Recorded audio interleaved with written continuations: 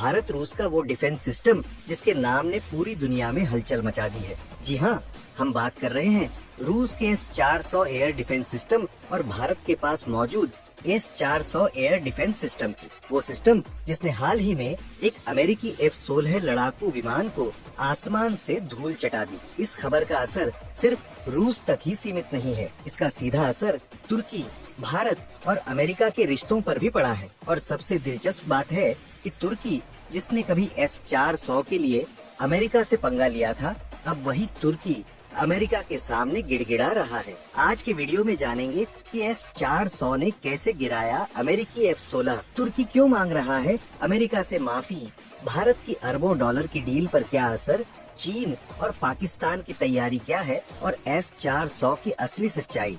तो चलिए शुरू करते हैं। दरअसल रूस और यूक्रेन के बीच चल रहे संघर्ष में पहली बार S-400 ने अपनी क्षमता का ऐसा सबूत दिया है जिस पर रूस ने सालों से दावा किया था।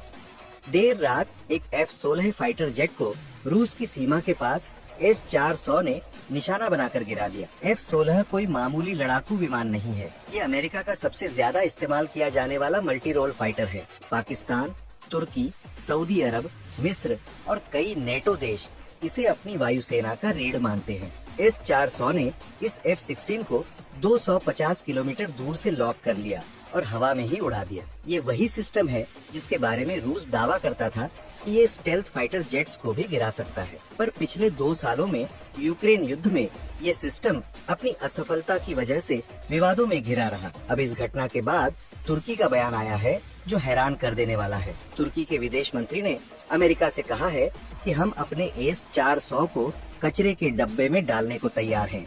बस आप हम पर लगे प्रतिबंध हटा लीजिए, बदले में हम आपसे 20 अरब डॉलर के हथियार खरीद लेंगे। जब तुर्की ने 2017 में S-400 खरीदा था तो अमेरिका भड़क गया था। F-35 फाइटर प्रोग्राम से तुर्की को बाहर कर दिया गया। CAATSA नामक प्रतिबंध थोप दिए गए। अब तुर्की ने घुटने टेकते हुए अमेरिका के सामने अपने S-400 हटाने की बात कह दी है। भारत ने भी रूस से 5 यूनिट S-400 सिस्टम खरीदे, वो भी बड़ी रकम पर, जो DRDO पिछले 2 साल से सरकार से मांग रहा है कि हमें दे दो, हम अपना स्वदेशी एमका फाइटर जेट बना लेंगे। सोचिए, जो पैसे हम अपनी स्वदेशी टेक्नोलॉजी पर लगा सकते थे वो हमने रूस को दे दिए, क्योंकि रूस ने दावा किया था कि हमारा S-400 दुनिया का सबसे ताकतवर एयर डिफेंस सिस्टम है। ये F-35 और स्टेल्थ विमानों को भी गिरा देगा। लेकिन पिछले 2 सालों में यूक्रेन में S-400 को ड्रोन तक नहीं गिराते देखा गया। उल्टा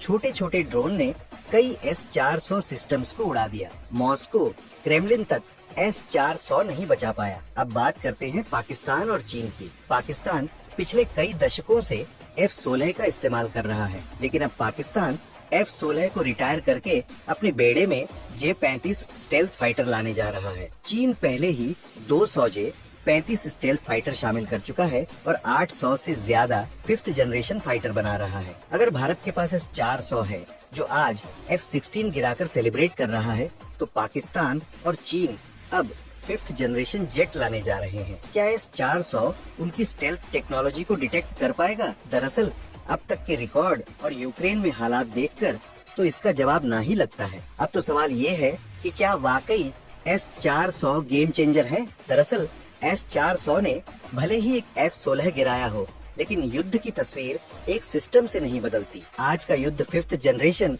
एयरफोर्स और मल्टी लेयर एयर डिफेंस का है, जहां आपके पास स्वदेशी एमका, राफेल, तेजस MK2 और मल्टी लेयर डिफेंस यानी Akash NG, XRSAM, iron dome type जैसे सिस्टम हो, तभी आप लड़ाई में टिक पाएंगे। एक अकेला S-400 कुछ कर लेगा, ये सोचना खुद को धोखा देना है। भारत को अब रूस या किसी देश पर निर्भर नहीं रहना चाहिए। DRDO, HAL और प्राइवेट सेक्टर को मिलाकर तेजी से एमका, XRSAM और एयरबोर्न अर्ली वार्निंग सिस्टम को बढ़ाना चाहिए। अगर हमें चीन पाकिस्तान के 5वीं पीढ़ी के फाइटर का सामना करना है तो मेक इन इंडिया को असली हथियार बनाना होगा। खैर, S-400 ने F-16 गिराया, अच्छी बात है, लेकिन इससे भारत का युद्ध नहीं जीता जा सकता। हमें 5th जनरेशन फाइटर और मल्टी लेयर डिफेंस सिस्टम में निवेश करना होगा, वरना आज भारत F-16 गिराने की खुशी मना रहे हैं, कल J-25 या J-20 हमारी सीमाओं के ऊपर होंगे।